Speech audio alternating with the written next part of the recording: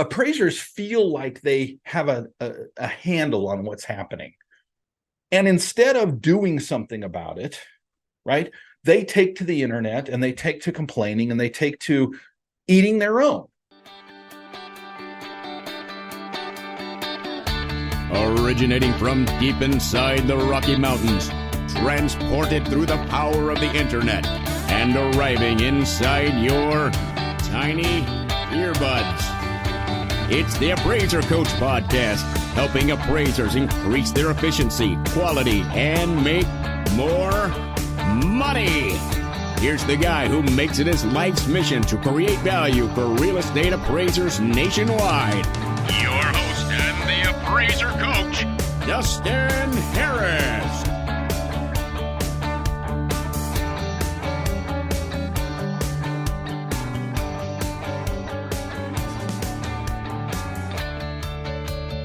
All right, folks, this episode is brought to you by a la mode. You can find out more about a la mode and why they lead the nation in software for real estate appraisers by going to their website at alamode.com. Of course, we're also sponsored by Working RE magazine. Working RE brings you the latest and greatest of what's going on in your line of work, appraisal, right? WorkingRE.com. Again, it's WorkingRE.com. Well, folks, no blue shirt. Well, I do have a blue shirt today. Let me switch cameras here, but it's a different blue shirt than I normally do. Not the button-down blue shirt. Little different look if you're on YouTube. Went hiking this morning is my explanation. And so the typical button-down collared blue shirt just probably did not fit the bill. And honestly, I just didn't want to go back and change before I came to the office today. So there you go. That's the explanation for those of you who follow on YouTube and think, holy smokes, is this the same host as we normally get? Yes, it is. I am Dustin Harris. I am the Appraiser Coach, and you are in the right place. Well, folks, it is happening again. And by again, I mean it happened in 2009. Now, back then, there weren't the same Facebook groups that we have today, obviously. A little different world back then, but we did have some things on the internet, some forums. That was kind of the way to do things back then. Before Facebook groups, there were online forums where individuals would gather to share information, but mostly to complain, mostly to bitch and moan about whatever's going on in their lives. And back in 2009, if you go back, and by the way, there's still a pretty predominant forum on the internet for appraisers. I'm not going to mention the name. Honestly, it's kind of a cesspool. I haven't been there for years. And that's kind of my point today. It's happening on Facebook again. Just reading this morning of an individual who I guess has decided that his lot in life is to complain, right? To find stuff to complain about. And, you know, to his credit, he didn't use any names specifically. He didn't call out any specific appraisers. He did use some identifying information about an appraiser. He did share some initials of some companies, as if we don't know who they are. Again, I don't want to give any more attention to this individual or this post than just that. And I'm not going to say anything more about that specific post. I'm just going to talk in general for a moment and talk about what I see as a problem. And then after the break, I want to give you what I think is the solution. Okay? So the problem as I see it is appraisers have too much time on their hands. And some appraisers are in a slump right now. I recently wrote an article for the Appraisal Buzz, and you can go to their website and you can find this article. And the article was all about, in fact, I think the title of the article, are some appraisers actually making more money this year? Now, obviously, that's a bit of a tease. It's a little bit of clickbait, because the answer is yes, there are appraisers that are making more money this year than they did last year. Now, part of that article, of course, was outlining the problem and giving statistics and talking about some individuals who are struggling. And let's be honest, I would say not just some appraisers are struggling this year, but most appraisers are struggling this year. And why? Because we've built our businesses, our models on the AMC platform, meaning we have partaken of the low-hanging fruit, the forbidden fruit, right? It's very easy to sign up for AMCs. It's very easy to get on their panel. And during COVID, it was like Christmas every day, right? So much business coming in that we could basically name our own price. We could basically name our own turn times. We could basically turn away any order that we didn't think just fit the bill. We were all kind of swimming in this sea of plenty. And during COVID, I acknowledged that here on this program, but I also was very clear that we should be super concerned, super vigilant about storing those nuts for the winter. Because the winter is coming, I said, and we live in a cyclical, or we work in a cyclical market, the mortgage market, the loan market, the interest rate market, and things are going to change. We all knew that was coming. We all knew that it would happen, and surprise, it happened. The first quarter of 2022 was damn good. Really, most of us had a pretty good second quarter as well. Even though the interest rates started to creep up, there was still the last minute individuals that were purchasing, that were refinancing. It really, in my business and in most of my clients' business, wasn't until June or July of 2022 that things started to dip. And many of us had I wouldn't call dismal, but a down third and fourth quarter of 2022. Now, fast forward to 2023, and it was an even more dismal situation because many of us did not diversify when we should have. When I say diversify, meaning even if we had that AMC model, we did not spend the time, as my friend Blaine Fyan says, digging our well before we were thirsty. Well, we're thirsty, folks. We're thirsty, and it's time to dig our well even while we're thirsty. Right? Many of us are sitting back, and let's just be honest. Let's lay it on the table. We are sitting back, and you've heard me use this term, waiting for our fax machine to ring. Now, obviously, I use that term a bit facetiously because my point is many of us live in this world of what I'm going to call old-fashioned. And what I mean by that is, sure, most of us don't have fax machines anymore, right? But we're still living in this world of, we forget that we're in a business that we actually have to take action in order to receive. Now, that's the majority of appraisers. That's not all appraisers, because as the article pointed out, there are many appraisers who are actually doing better in 2023 than 2022. How is that even possible? Well, folks, I'm telling you it's possible because of what they have done. In fact, I gave 3 case studies. These are actual people in that article, and I gave actual numbers.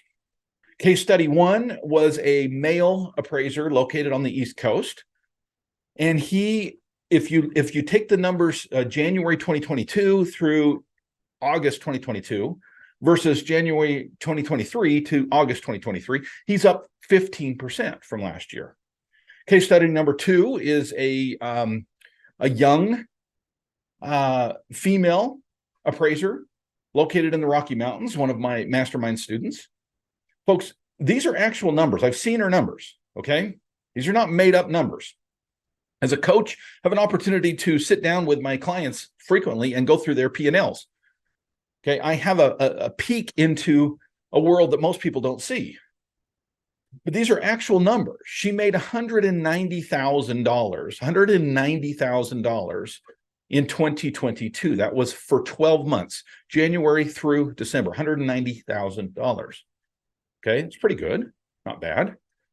Most listening are like, dang, 190,000 in a year, especially in a slow year. Okay. This year, folks, just through August. So we're just talking 8 months, not 12 months. Remember, all of 2022, she made 190,000. This year, she's made 580,000.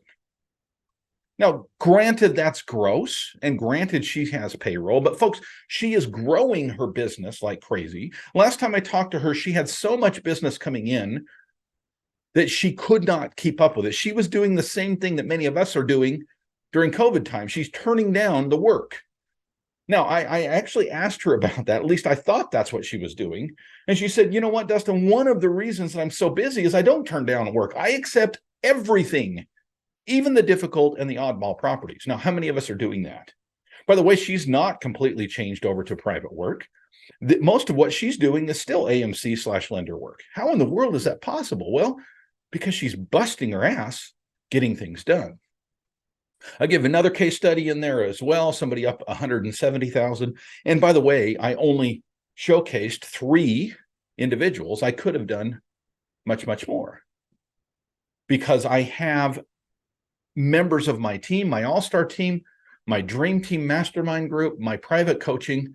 Folks, I could tell you that there are, dare say, dozens of individuals that I'm working with personally that are up this year from last year.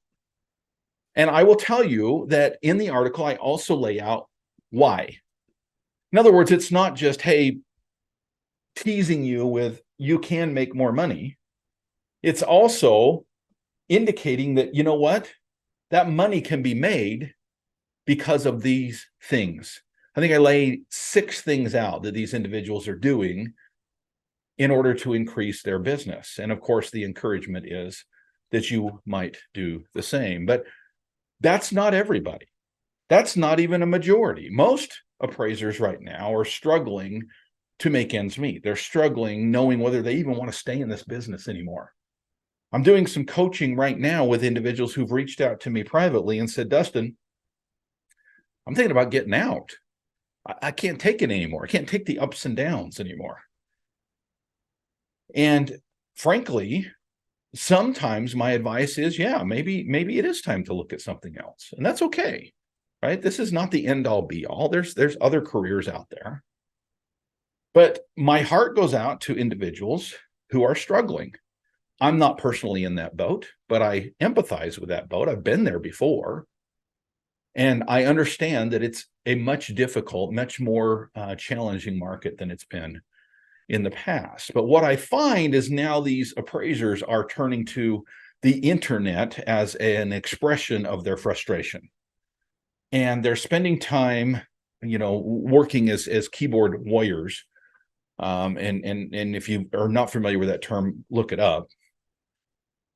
But the idea is they're getting therapy, if you will, cheap therapy on Facebook. Folks, we are eating our own, and that's what's happening. If I read to you this post that I told you I wasn't going to refer to much anymore, if you read this post, I think you would agree with me that this particular individual, and this individual's not alone, he is a frustrated individual who has nothing better to do right now than get on the internet and complain about other appraisers, other companies. And be honest with you, one of the companies he's complaining about is the company that I work with. I know a little bit about the company that I work with. I'm their chief educator for appraisers. I sit in leadership meetings. I understand how the company works. I understand the business model. And I'm sorry, but the individual who posted on Facebook, you have no clue what you're talking about. Everything you said about my company is absolutely 100% wrong. Now, I told you I wasn't going to refer to the post anymore, and here I am referring to the post. So my apologies. Let's back up. That's not the point of today's discussion. The reason I got off in the weeds is that appraisers feel like they have a handle on what's happening. And instead of doing something about it, right, they take to the internet and they take to complaining and they take to eating their own, right? Their goal is to destroy their competition. Rather than build up their own business, their goal is to tear down someone else's, to throw stones and throw sticks at a company that they don't work with, to throw stones, throw sticks at an appraiser, right, that might be their competition. And I've seen it over and over and over again. This is not a singular event, the post that I brought up today that prompted the episode today. I'm seeing this, I would say, daily on the internet, right? Now, some of you are going to say, well, Dustin, why the hell are you wasting your time on the internet? That's a good point. It's a good question. I guess part of it is I like to watch the monkeys at the zoo. I like to go get the popcorn and eat it while I watch, the show. But part of it is I do feel a duty to keep my ear to the ground with regard to the profession that I've chosen to be a part of. But the other part of this, folks, is, to be honest with you, I have to shut it down sometimes. Now, I run a group on Facebook. It's a positive group. We don't attack each other. We can ask any question in the world in our all-star team. It's a private group that you do have to pay to play. And it's a different type of group because people pay to play, because they see value in what they receive and what they give. They're willing to open up their wallet to do so. And it's a higher level. They can ask any question that they want, and they're not going to be knocked down and say, well, that's a stupid question. Where did you go to school? Who was your mentor? Right? They're never going to get that in my group. You can ask any question at all, and you're going to get a plethora of individuals helping you. But even that group sometimes sees an absence from me for a couple of days. Why? Why? Because I've got to go to Facebook in order to interact with that group. And sometimes when I open up Facebook, it's depressing. And so sometimes, honestly, I just turn it off for a little bit. Folks, that's the problem. I hope I've laid it out in a way that's understandable. But when we get back from the break, I want to give to you a potential solution. But first, I want to solve one of your biggest problems. One of your biggest problems may be your efficiency problem. And it may have something to do with the technology that you are using. And the solution, my friends, is a little program called Total from a la Mode. Total from a la Mode brings to the table, well, tools that you won't get anywhere else. Tools that help you to make you more efficient. Tools that if I shared all of them with you, we'd say, well, those are all little things, but added together, they're huge, right? All of these things working combination together allow you to complete your reports with better quality and more efficiency. Find out more by going to their website, alamode.com, or I always encourage people to pick up the phone and call them, 800-ALA-MODE. We've been talking about the industry today. We've been talking about the news and what's going on the day-to-day. If you want positive news and you want real news, not rumors, not accusations, not bitching and moaning, I encourage you to go to my friends over at Working RE magazine. Working RE. Working RE is there to give you the news of the day, to help you to stay informed in a positive and uplifting way. You don't even need to open up Facebook, folks. It's right on your email. Go to workingre.com, sign up for their free newsletter. Again, it's workingre.com.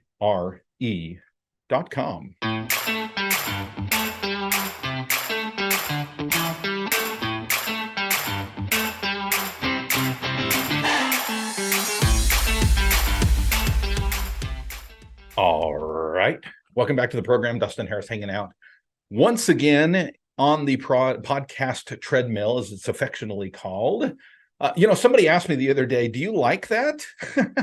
And I said, do you like going to the gym? Hell no, I don't like it. Every time I walk into my office, I look at that treadmill and I'm like, oh, I got to walk on that thing today. No.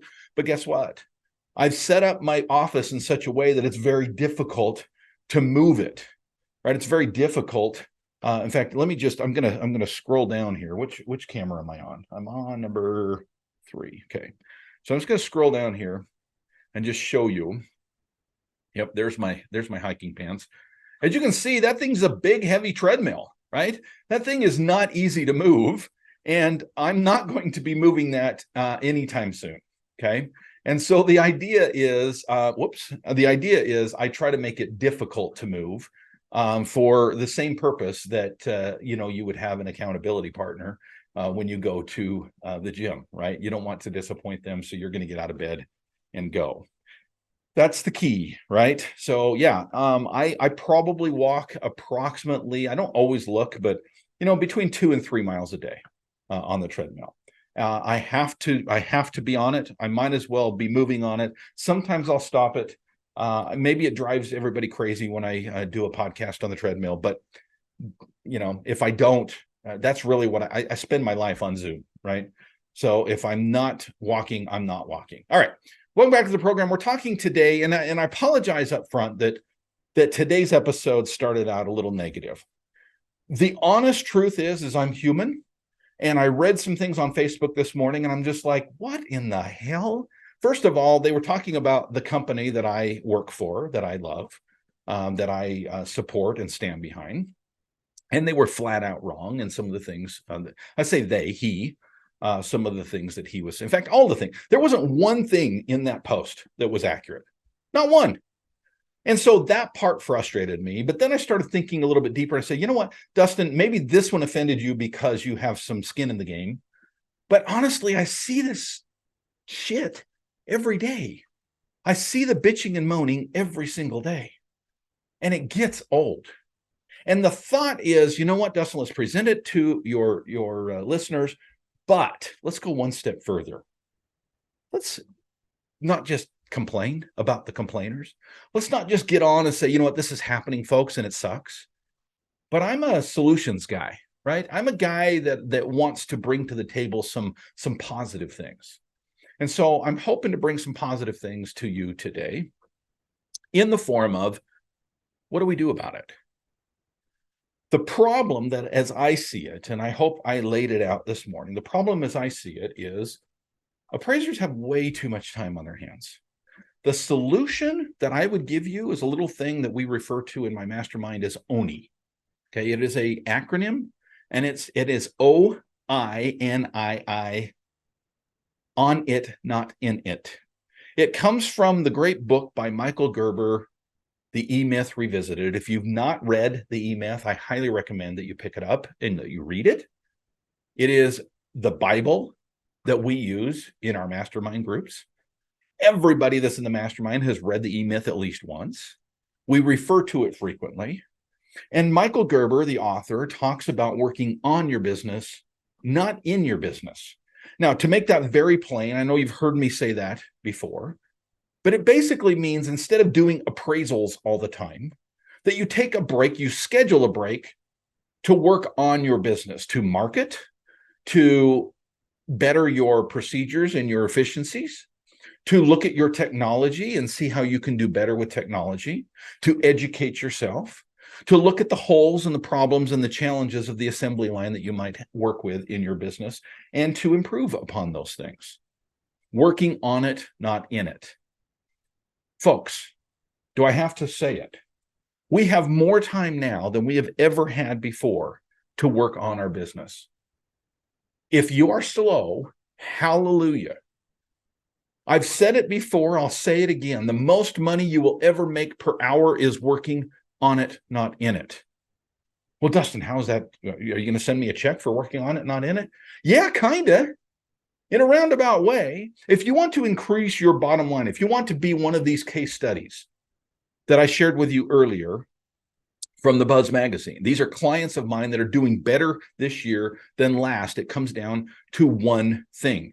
Yes, I outlined 6 ways that you can increase your business this year and do better this year than last, but all of those things fit under the same umbrella of working on your business, not in your business. Folks, my encouragement, positive encouragement as we close out today, rather than getting on the internet and bitching and moaning about this company or this appraiser or that appraiser, or how slow it is and what are we going to do and how are we going to do it, may I encourage you to spend that time in productive ways.